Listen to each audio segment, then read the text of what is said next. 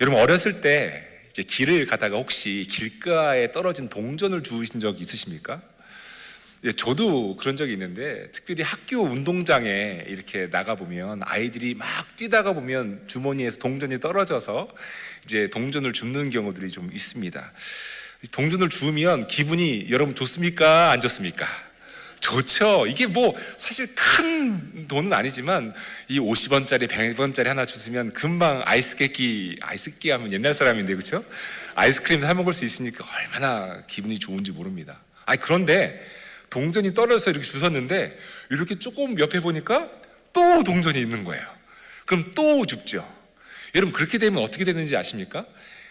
여기에 동전이 또 있나 보다 하고서 기 주위를, 땅을 보면서 계속 살피면서 보게 됩니다. 여러분, 그 광경을 한번 이렇게 상상해 보십시오. 저도 그런 적이 있었는데요, 아마 멀리서 이렇게 보면 꼬마 하나가 그냥 땅만 보고 아마 빙빙빙빙 그 자리를 도는 모습으로 보일 겁니다. 그렇죠? 근데 그 꼬마는 땅에 떨어진 동전을 줍기 위해서 그렇습니다. 빙빙빙빙 도는 거죠. 교회 여러분, 누구 이야기인 것 같습니까? 동전을 줍는 어린아이의 이야기지만 이 이야기를 가만히 들여다보면 우리들의 이야기인 것을 알 수가 있습니다. 아이들이 땅에 떨어진 동전 줍기에 바쁜 것처럼 다 큰 어른들도 사실 땅만 보고 살아갈 때가 많다는 것입니다. 어떻게 하면 더 가질 수 있을까? 어떻게 하면 내가 더 누릴 수 있을까? 어떻게 하면 내가 더 높아질 수 있을까? 하는 땅에 미련을 두고 사는 사람들이 많다고 하는 것이지요. 그런데 여러분, 예수 믿는 사람들인 우리는 땅에 미련을 두고 사는 사람들이 아닙니다. 이 땅을, 이 세상을 살아가는 동안에 열심히 최선을 다해서 사는 것은 맞지만 땅에 미련을 두고 땅만 바라보고 동전 줍기 위해서 사는 사람들이 아니라는 말씀입니다. 도리어 믿는 사람들은 하늘에 소망을 두고 살아갑니다.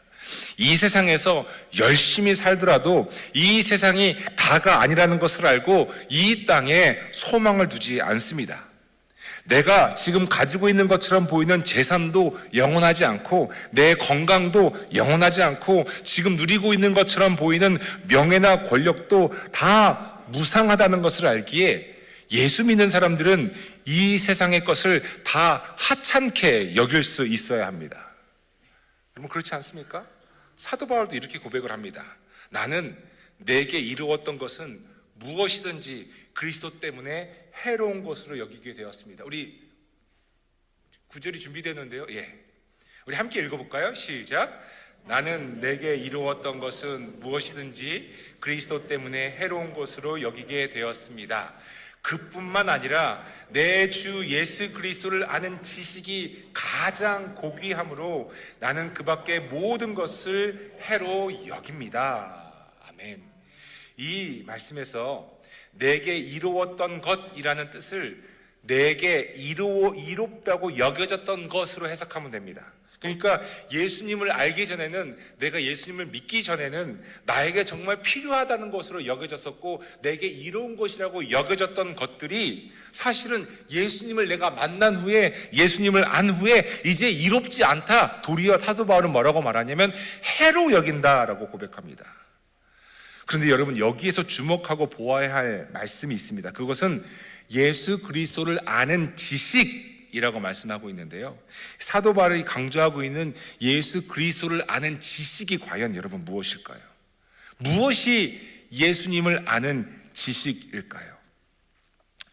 사도 바울이 말하고 있는 예수 그리스도를 아는 지식이라고 할 때 그 지식을 의미하는 헬라어 원어를 보면 그노시스라고 하는 단어를 쓰는데요, 이 그노시스라고 하는 이 헬라어 단어의 뜻은 머리로만 동의하는 이론적 개념적 지식이 아니라 인격적인 관계 속에서 삶으로 겪어내는 체험적 지식, 경험적 지식을 의미합니다.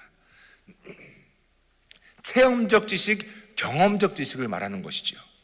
즉 쉽게 말씀드리자면 만나서 아는 지식, 내가 경험해서 아는 지식을 의미합니다. 여러분, 제가 미국의 대통령인 트럼프 대통령을 알고 있습니다. 어떻게 알고 있죠? 뉴스를 통해서 알고 있는 거죠. 그런데 트럼프 대통령이나 저나 무슨 뭐 개인적인 친분이 있어서 서로 압니까? 모릅니다. 그거는 그노시스가 아닙니다. 정보가 아니지요. 그노시스라고 하는 내가 예수 그리스도를 아는 지식이라는 뜻은 내가 정말 만나서 이분과 정말 가까워져 가지고 이 사람을 내가 아는 것, 경험적으로 아는 것을 의미하지요. 빌립보서 3장 7절과 8절을 통해서 사도 바울이 고백하고 있는 것, 아까 읽은 말씀인데요, 그 말씀을 각색을 하자면 이렇게 되어 있습니다. 내가 만난 예수, 내가 경험한 예수, 예수님을 만나서 예수님을 알고 나니 그동안 나에게 이롭다고 여겨졌던 것들이, 그동안 내 인생에서 가장 가치 있다고 여겨졌던 것들이 다 아무것도 아니라는 것을 알게 되었다. 이 고백입니다. 바닥에 떨어진 동전을 줍는 것이 좋은 것인 줄 알았는데, 그래서 다른 사람들보다 동전을 더 많이 주우려고 땅만 보고 다녔는데, 예수님을 알고 나니 땅에 떨어진 것을 줍고 다니는 것이 얼마나 허망한 일인가를 알게 되었다는 겁니다. 땅을 보고 다니는 것이 도리어 해로운 것이라는 말을 사도 바울이 말하고 있습니다. 여러분, 땅만 계속 보고 다니면 여러분 어떻게 되는지 아십니까? 목 디스크 걸립니다. 안 됩니다. 해가 되는 거지요. 예수 믿는 사람들은 땅을 보고 사는 사람들이 아닙니다. 예수 믿는 사람들은 하늘을 보고 사는 사람들입니다. 성경은 하나님 나라를 하늘나라로 표현하는 부분들이 많이 있는데, 특별히 마태복음은 하나님 나라를 하늘나라로 표현하고 있습니다. 죽어야만 가는 나라가 하늘나라가 아니라 이 땅에서도 하늘나라를 살 수 있기 때문에 그렇습니다. 비록 발은 땅에 내딛고 살고 있지만 우리의 머리는 하늘을 향해 있는 것이 여러분 그것을 의미합니다.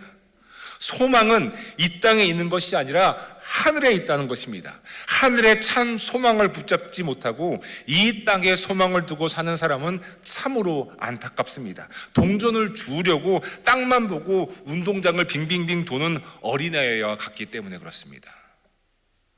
사랑하는 교회 여러분, 운동장에 떨어진 동전을 줍는 것과 같은 인생을 살지 않기 위해서는 우리는 소망을 하늘에 두어야 한다고 말씀드렸습니다. 그렇다면 하늘의 소망은 무엇을 의미하겠습니까? 이 세상을 살면서도 하늘나라를 살 수 있다는 말씀은 여러분 무엇을 의미하는 것일까요? 여러분, 이 질문은 사실 복음의 핵심이 무엇이냐는 질문과 맞닿아 있습니다. 예수님을 믿는 사람으로서 우리가 믿는 복음의 핵심이 무엇이냐, 우리가 정말 믿는 그 복음의 핵심이 무엇이냐라고 하는 이 질문이 하늘의 소망을 두고 사는 것, 그것이 무엇이냐라고 하는 질문과 맞닿아 있다는 것입니다. 여러분, 복음의 핵심이 무엇입니까? 오늘 본문 말씀은 여러분 이렇게 되어 있습니다. 한 절입니다. 사도행전 1장 8절 말씀인데 우리 함께 읽어볼까요? 시작. 성령이 너희에게 내리시면 너희는 능력을 받고 예루살렘과 온 유대와 사마리아에서 그리고 마침내 땅끝에까지 이르러 내 증인이. 아멘. 아멘. 여러분, 이 말씀은 예수님께서 하늘로 승천하시기 전 마지막으로 예수님 제자들에게 하신 말씀입니다. 그러니까 이 말씀이 사도행전 1장 8절인데요. 사도행전 1장 8절 다음에 사도행전 1장 9절 말씀을 보면 예수님이 하늘로 들려 올라가는 장면이 나옵니다. 그러니까 이 말씀은 예수님의 마지막 말씀인 것이지요. 마치 유언과 같습니다. 물론 부활하셔서 하늘로 승천하시기 전의 말씀이어서 죽기 전에 하는 유언과는 조금 다릅니다만 이 땅에서의 마지막 말씀인 만큼 정말 중요한 것을 우리에게 부탁하시는 말씀이라는 것이 보통 우리의 생각입니다. 그런데 말씀을 보면 여러분, 마지막 말이니까 부탁을 해야 될 거 아니에요. 야, 내가 이제 하늘로 가는데 너희들은 이렇게 살아라, 이런 부탁을 해야 되는데 오늘 사도행전 1장 8절 말씀을 보면 부탁이 아닙니다. 이렇게 되어 있죠. 내 증인이 되어라.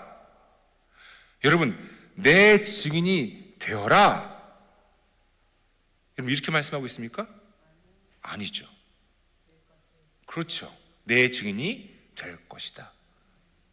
내 증인이 되어라 라고 하는 말은 뭡니까? 부탁이죠. 내가 이제 하늘나라 가는데 내 증인이 되어라. 근데 마지막 말씀이 내가 하늘나라를 갔는데 너희는 내 증인이 될 것이다. 여러분, 이 말씀은 부탁의 말씀이 아니라 선포의 말씀입니다. 우리에게 선포하시는 겁니다. 내 증인이 될 것이다. 이 선포의 말씀은 무엇을 의미합니까?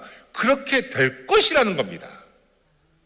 그렇게 될 것이다. 우리가 무엇을 해야 그렇게 되는 것이 아니라 그냥 그렇게 될 것이라는 말씀입니다. 제가 복음의 핵심이 무엇인지를 말씀드리기 위해서 오늘 본문 말씀을 연결해서 말씀드리는 이유는 바로 내 증인이 될 것이라는 주님의 선포의 말씀 때문에 그렇습니다. 주님의 증인이 된다는 것은, 여러분, 증인이 된다는 것은 주님에 대해서 증언을 한다는 것을 의미하는데, 주님에 대해서 무언가 증언을 해야 되지 않겠습니까? 그런데 주님에 대해서 무엇을 말하고 무엇을 증언하나요? 주님에 대해서 무엇을 증언해야 주님에 대한 증인으로서 무엇을 말해야 되는지에 대해서 이것을 알아야 이것이 복음의 핵심일 텐데 말입니다. 사랑하는 교회 여러분, 주님에 대한 증언, 주님에 대해서 말하고 있는 그 내용, 주님의 증인이 되면 주님에 대해서 증언해야 될 그 복음의 핵심은 예수님의 부활입니다. 예수님의 부활입니다. 여러분, 혹시 이에 대해서 목사님 다 아는 내용이잖아요 하고 생각하실지 모르겠습니다. 저는 몰랐습니다. 복음의 핵심이 예수님의 부활인 줄 처음에는 몰랐습니다. 그런데 성경을 읽다 보니 성경에서 말하고 있는 복음의 핵심이 바로 부활이라는 것을 알게 되었습니다. 사도행전에 나오는 사도들의 복음의 메시지를 보면 한결같습니다. 그들은 어디를 가든 어디에서 선교를 하고 어디에서 말씀을 전하든 그들이 전하는 메시지는 한결같았습니다. 그것은 바로 이것입니다. 예수님이 십자가에서 죽으셨다. 사람들이 하나님의 아들을 알아보지 못하고 예수님을 죽였다. 그런데 하나님이 예수를 살리셨다. 그가 죽었는데 다시 살아났다. 우리가 이 일의 증인이다. 사도행전에 나오는 베드로의 메시지도 그렇고 사도 바울의 메시지도 그렇습니다. 죽은 예수가 살아났다. 내가 이 일의 증인이다의 메시지가 그들이 전하고 있는 메시지였습니다. 복음의 핵심이었죠. 예수님의 부활을 빼놓고는 복음이 성립될 수가 없는 겁니다. 예수님의 부활을 빼놓고는 하늘의 소망을 두고 살 수가 없는 겁니다. 왜냐하면 죽으면 끝나는 거니까요. 부활이 없으면요. 그런데 예수님의 부활이 있기에 그 부활이 복음의 핵심이고, 이 복음의 핵심인 예수님의 부활 때문에 우리가 이 땅에 소망을 두고 사는 것이 아니라 하늘의 소망을 두고 살 수 있게 되는 것이지요. 특별히 여러분, 오늘은 성령 강림 주일인데요. 다 빨간색, 우리 찬양 때도 빨간색 하고 빨간색 하지 않았습니까? 성령의 임재를 상징하는 빨간색을 했는데요. 사도행전 2장에 나오는 오순절 성령 강림의 사건이 있은 후에 제자들이 거리로 나가서 각 지역의 말로 막 복음을 전하기 시작합니다. 방언을 막 하면서 복음을 전하지요. 그때 사람들이, 예수님의 제자들이 술에 취한 줄로 착각을 합니다. 여러분, 술에 취하면 어떻게 됩니까? 네?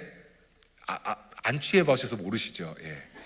저도 안 취해봐서 잘 모르겠습니다만, 여러분, 너무 취해서 인사불성이 되는 그런 취함이 아니라, 술에 취하게 되면 여러분 겁이 없어집니다. 겁이 없어집니다. 다른 말로 하면은 담대해진다는 겁니다. 술 기운 때문에 그렇죠. 술 기운 때문에. 여러분, 예수님의 제자들이 그렇게 되었다는 겁니다. 술에 취하지 않았는데도 그렇게 되었습니다.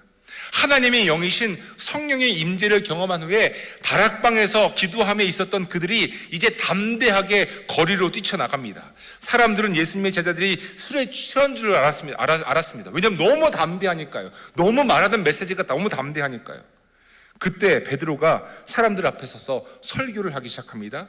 그의 메시지는 아주 간결했습니다. 성령의 임재에 대한 말씀을, 요엘서 말씀을 인용해서 전한 후에 예수님에 대해서 말씀을 전하는데, 즉 예수님의 증인으로 예수님에 대해서 증언을 베드로가 하는데, 그의 메시지의 핵심은 이렇습니다.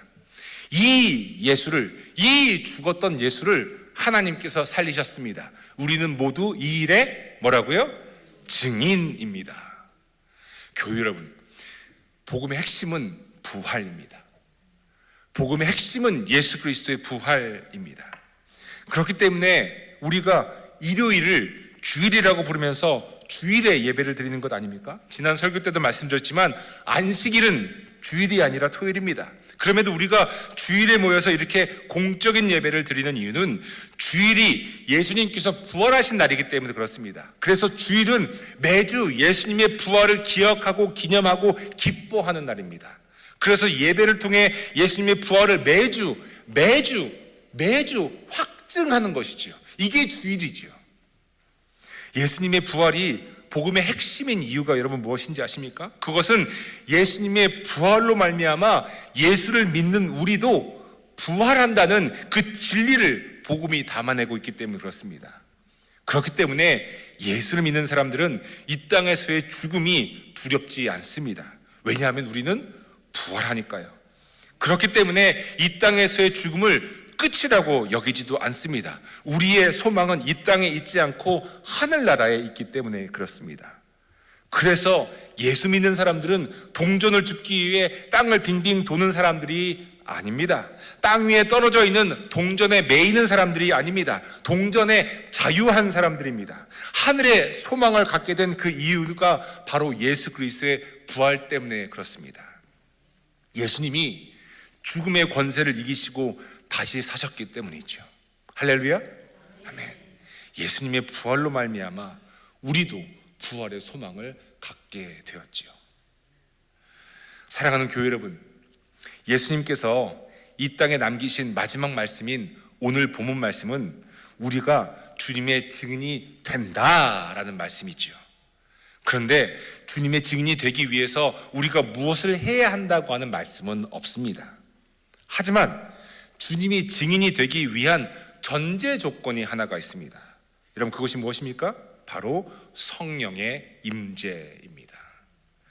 본문 말씀 다시 한번 보겠습니다. 제가 읽어드리겠습니다. 성령이 너희에게 내리시면 너희는 능력을 받고 예루살렘과 온 유대와 사마리아에서 그리고 마침내 땅끝에까지 이르러 내 증인이 될 것이다. 아멘. 아멘. 주님의 증인이 되기 위한 가장 중요한 전제 조건은 성령, 하나님의 영이신 성령이 우리에게 내리는 겁니다. 제가 날마다 교회를 위해 기도하는 내용이 여러분 이겁니다. 사역 잘 되게 해주세요. 우리가 계획한 거 잘 되게 해주세요. 여러분, 이것이 제가 기도하는 기도 내용이 아닙니다. 날마다 교회를 위해서 기도하는 것은 우리 교회에 성령이 내리시는 것, 우리 교회 모든 교우님들의 각각 위에 성령이 내리시는 것, 여러분, 이것이 우리가 기도하는 내용 아닙니까? 간절히 바라기는, 정말 간절히 여러분 바라기는 여러분들의 삶 속에 성령님께서 함께 하시고 성령과 동행하는 인생이 되시기를 축복해 드립니다. 예수님의 부활을 증거하고 이 세상에 소망을 두고 사는 인생이 아니라 부활의 영원한 생명에 소망을 두고 사는 삶이 가능한 것은 우리의 다짐이나 우리의 결단으로 되는 것이 아니라 오직 성령의 임재가 있을 때 가능합니다. 성령께서 우리 위에 내리시면 그렇게 된다는 거지요. 오늘 찬양대의 찬양의 고백처럼, 그 가사의 고백처럼 성령이시여 오시옵소서, 성령이시여 내리시옵소서, 하나님의 영이 우리에게 내릴 때 우리는 이 땅에 소망을 두고 이 땅에 매이며 동전에 매이며 사는 인생이 아니라 하늘에 소망을 두고 살아가는 인생이 된다고 하는 것이지요. 여러분, 그런데 오늘 본문 말씀의 흐름, 사도행전 1장 8절의 흐름을 이렇게 보면 성령이 우리에게 내리시면 바로 주님의 증인이 된다고 말씀하고 있지 않습니다. 그 중간에 뭐가 있습니다. 뭐가 있냐면 그것은 바로 우리가 성령이 내리시면 우리가 능력을 받는다라고 고백합니다. 성령이 임하시면 능력을 받는다라고 오늘 본문 말씀하고 있지요. 여러분, 사람들은 누구나 능력을 좋아합니다. 능력 있다는 말을 듣기 싫어하는 사람이 어디에 있겠습니까? 저 사람 능력 있어, 능력 있는 사람이야 하는 말을 싫어하는 사람은 없습니다. 여러분, 목회자들도 능력이라는 말을 좋아하는 경우들이 있습니다. 또한 목회자들이 듣기 좋아하는 말들이 바로 이것이죠. 능력의 종이야. 목회자가 특별한 능력이 있다는 뜻이죠. 신유의 은사가 있고 막 병 고침의 능력이 있으면 좋겠다고 생각을 한 적도 저도 있었습니다. 손을 얹고 안수기도만 하면 병이 낫는 능력 말입니다. 요즘 많은 목회자들이 사랑의 은사를, 사랑의 능력을 구하는 경우들이 있습니다. 여러분들 그렇지 않습니까? 내가 좀 더 사랑의 능력이 있으면 좋겠다. 뭔가 그럴듯하고 듣기 좋은 말입니다. 사랑의 능력이 있으면 좋은 크리스찬이라고, 좋은 교인이라고, 좋은 목사라고 생각하기 때문입니다. 그런데 오늘 본문 말씀은 진짜 능력을 말씀하고 있는데요, 성령이 임하시게 되면 갖게 되는 진짜 능력, 여러분 그게 뭡니까? 주님의 증인이 되는 능력입니다. 주님의 증인이 되는 능력이에요. 진짜 능력은 병을 고치는 능력도, 방언을 통역하는 능력도, 모두를 사랑할 수 있는 사랑의 능력도 아닙니다. 오늘 본문 말씀을 보면요, 오늘 본문 말씀이 전하고 있는 것은 성령의 임하시면 받게 되는 능력을 말씀하고 있는데, 그 능력은 어디에서나 어느 곳에서나 주님의 증인이 되는 능력입니다. 여러분, 이 말씀에서 능력이라고 하는 단어가 헬라어로 두나미스라고 하는 단어를 쓰는데요, 두나미스라고 하는 그 단어, 능력이라는 뜻은 어떤 물리적인 힘이나 군사적인 어떤 지배력이나 아니면 세상의 권력을 의미하는 힘이 아니라, 여기서 말하는 능력은, 두나미스는 변화를 일으키는 내재적 에너지, 변화를 일으키는 내재적 에너지를 의미합니다. 즉, 성령이 임하시면 우리의 내면이 변화하게 되는 그 능력을 경험하게 된다는 뜻이지요. 그 변화는 뭡니까? 세상의 것을 쫓던 삶에서 하늘의 것을 소망하는 삶으로 변화되는 것을 의미하고요, 동전을 찾기 위해서 바닥만 보던 삶에서 하늘을 향해 고개를 들고 하나님을 찾는 삶으로 변화되는 그 변화를 의미합니다. 어떻게 하면 이 세상에서 잘 살 수 있을까를 쫓는 인생에서 이제는 예수님의 부활을 전하며 하늘나라의 소망을 고백하며 사는 인생으로 변하게 된다는 것이죠. 이것이 진정한 능력인데, 이 능력은 성령님이 임할 때 갖게 되는 변화의 능력입니다. 사랑하는 교회 여러분, 이 변화의 능력은 오직 성령이 임하실 때 가능하지요. 우리의 지식이나 우리의 지혜나 우리의 경험으로, 또 우리의 의지로 바꿀 수 있는, 이룰 수 있는 변화가 아닙니다. 내면의 변화를 일으키는 능력은, 땅이 아닌 하늘의 소망을 두고 살겠다는 변화의 능력은 성령이 임하실 때입니다. 저는 우리 모두에게 성령께서 임하시기를 간절히 바랍니다. 말로만 듣는 성령의 임재가 아니라 실제적으로 경험되는 성령의 임재가 우리 모두에게 날마다 임하기를 간절히 바랍니다. 성령이 임하실 때 우리는 복음의 핵심을 선포할 수 있습니다. 복음의 핵심이 뭐라고 그랬죠? 부활. 성령이 임하실 때 우리는 부활을 선포할 수 있습니다. 성령이 임하실 때 우리는 하늘의 소망을 말할 수가 있습니다. 성령이 임하실 때 이 땅에 동전의 마음을 두고 사는 이 안타까운 인생이 아니라 하늘의 보호하에 마음을 두고 살게 됩니다. 성령이 임하실 때 참다운 자유함을 누리게 됩니다. 그 어느 곳에서도 매이지 않는 자유함, 오직 부활의 능력으로 죽음을 두려워하지 않는 자유함을 누리게 됩니다. 죽음으로부터도 자유함을 누리게 됩니다. 왜냐하면 예수 그리스도의 부활 때문에 내가 이미 부활할 수 있는 그 자격이 되었기 때문에 그렇습니다. 그러니 무엇이 두렵겠습니까? 여러분 가운데 풀리지 않는 삶의 숙제를 가지고 하나님께 기도하시는 분들이 계시는지 모르겠습니다. 좀 힘든 말씀이고 어려운 말씀이지만, 응답 없는 기도를 해야만 하는 삶을 살고 계시는지도 모르겠습니다. 응답 없는 기도의 무게가 무거워서 하나님께 원망의 마음을 가지고 계시는지도 모르겠습니다. 하나님 계시다는 걸 내가 믿는데 왜 이런 일이 나에게 일어나지? 왜 이런 아픔과 고통을 내가 짊어지고 가야 하지? 에 대한 대답을 여러분 구하고 계시는지도 모르겠습니다.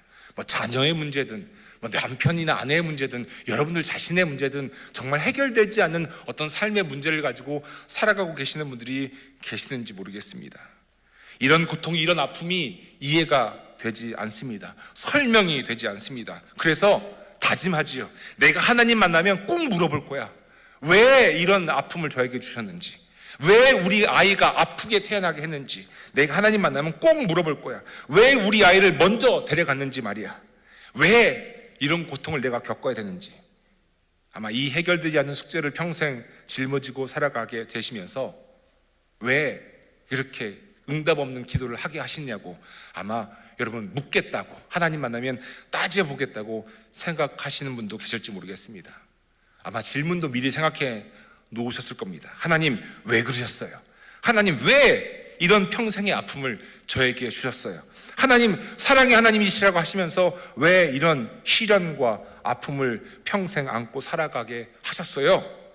꼭 물어봐야지, 하나님한테. 그런데 어느 날 기도 가운데 하나님의 영이신 성령께서 임하십니다. 그렇게 만나고 싶었던 하나님, 그렇게 경험하고 싶었던 하나님을 드디어 경험하게 됩니다. 따져 묻고 싶었던 삶의 아픔과 문제들이 있었기에 그렇게 하나님을 꼭 만나고 싶기를 고대했었는데 드디어 하나님의 영이신 성령께서 나에게 임하셨습니다. 그런데 정작 성령께서 임하시니까 내 삶의 모든 문제들에 대한 질문들이 여러분 어떻게 됩니까? 다 사라집니다. 내가 경험했던 아픔과 고통이 경시되어서가 아니고 가벼워져서가 아니고 해결되어져서가 아닙니다. 성령이 임하시니까 모든 답이 너무 선명해집니다. 사람의 언어로 설명할 수도 없는 답이 너무 선명해집니다. 여러분 이게 영적 체험 아닙니까? 인간의 언어로 표현할 수 없는 그 답은 결국 뭡니까? 인간의 언어로 겨우겨우 설명한 것이 뭐냐면 새 하늘과 새 땅입니다.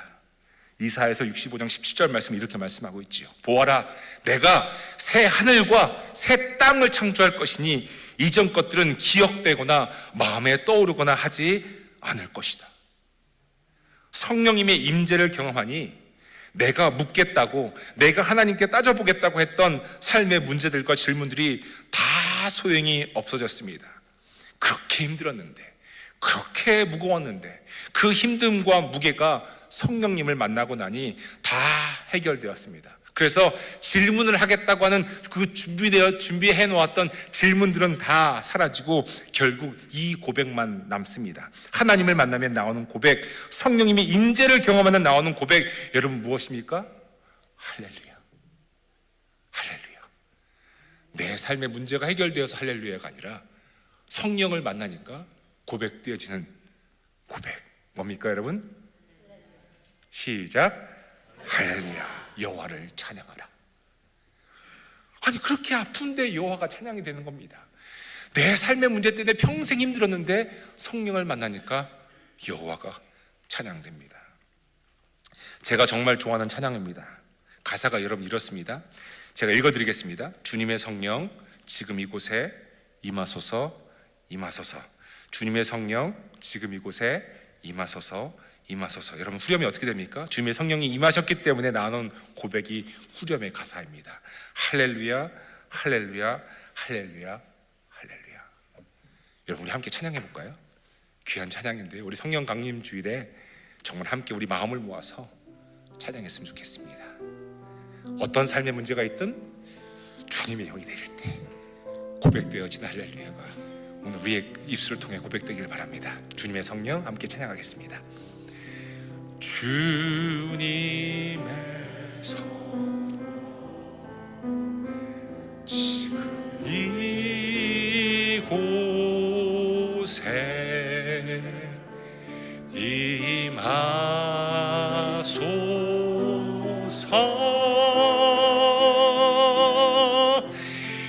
임하소서. 주님의 성령, 주님의 성령 지금 이곳에 임하소서, 임하소서,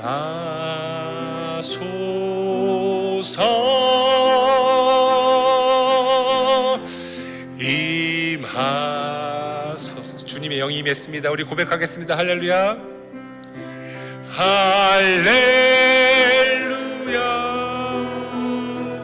할렐루야,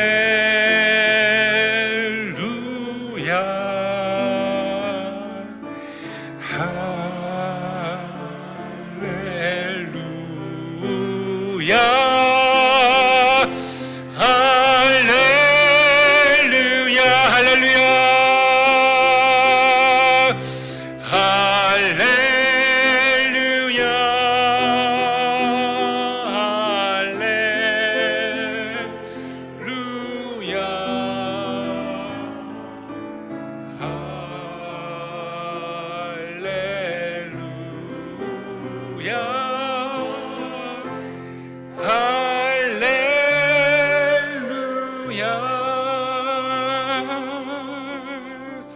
아멘. 사랑하는 교회 여러분, 제가 소망하는 것은 성령님께서 우리 각자에게 임하는 것입니다. 머리로 알고 귀로 듣는 성령의 이야기가 아니라 정말 그냥 머리로 알고 귀로 들어서 아는 지식에, 그런 머리적 지식에 그치는 성령의 임재가 아니라 정말 성령께서 임하시는 은혜가 여러분의 있기를 간절히 구합니다. 그래서 할렐루야의 고백이 여러분들의 삶 속에서 고백되기를 바랍니다. 여러분, 그러기 위해서는 우리 각자가 성령의 임재를 기도로 구해야 합니다. 예수님께서 이런 약속하셨습니다. 여러분 다 아시죠? 너희가 악할지라도 너희 자녀에게 좋은 것을 줄 알거든. 하물며 하늘에 계신 아버지께서야 구하는 사람에게 성령을 주시지 않겠느냐? 아멘. 아멘. 그러니 성령의 임재를 기도로 구해야 합니다. 이제 말씀을 정리하고자 합니다. 방언을 하는 것도 능력입니다. 예언을 하는 것도 능력입니다.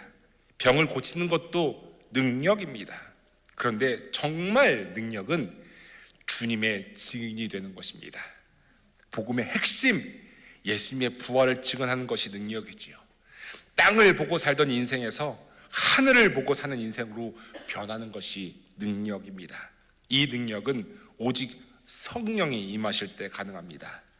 사랑하는 교회 여러분, 성령의 능력을 받은 사람은 할렐루야의 고백만 남습니다. 우리의 인생을 통해 아프고 쓰라린 인생을 통해서도 오직 찬양을 받으실 분은 하나님이시기 때문에 그렇습니다. 간절히 바라기는 우리 사랑하는 와시다 한인교회 모든 교우님들과 또 방송으로 예배에 참여하시는 모든 성도님들의 삶 속에 성령님께서 임하시기를 바랍니다. 그래서 예수님의 증인으로 할렐루야의 고백으로만 사는 저와 여러분, 우리 모두가 되기를 간절히 소망하며 주님의 이름으로 축복해 드립니다.